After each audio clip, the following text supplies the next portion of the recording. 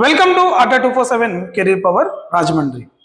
ఈ సెషన్లో మనం ఒక ఇంపార్టెంట్ రిపోర్ట్ గురించి తెలుసుకోబోతున్నాం. ఆ రిపోర్ట్ ఏంటి అంటే వరల్డ్ హ్యాపీనెస్ రిపోర్ట్ 2026.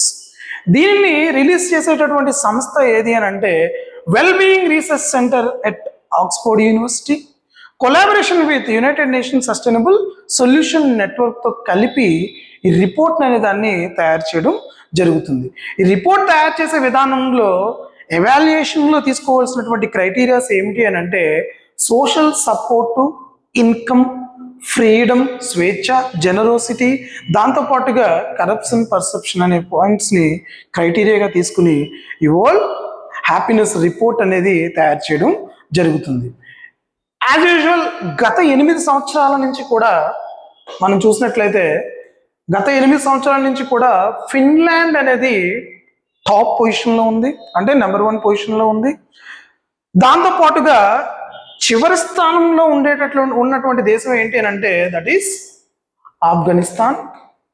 అండ్ ముఖ్యమైనటువంటి విషయం ఏంటి అని అంటే ఇండియా ర్యాంక్ ఇది 116వ స్థానంలో మన ఇండియా అనేది ఉండడం జరిగింది.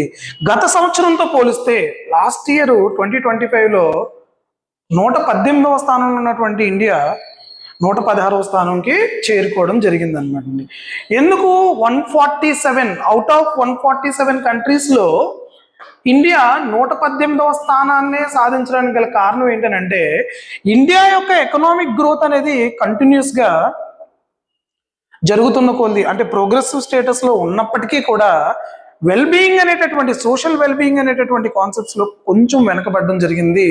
అది కూడా ఏంటంటే అన్ఎంప్లాయ్మెంటు, హెల్త్ సెక్టారు, సోషల్ ఈక్వాలిటీ అనేటటువంటి సబ్జెక్ట్స్లో కొంచెం వెనకబడడం జరగడం వల్ల ఆ 116 అనేటటువంటి పొజిషన్లో ఇండియా ఉండడం జరిగింది.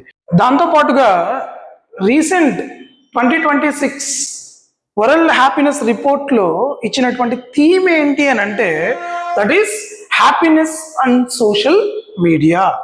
ఇది మనం ఎగ్జామినేషన్ పాయింట్ ఆఫ్ వ్యూలో దీనికి మనం కొంచెం ప్రియారిటీ ఇవ్వాల్సినటువంటి అవసరం ఉంది.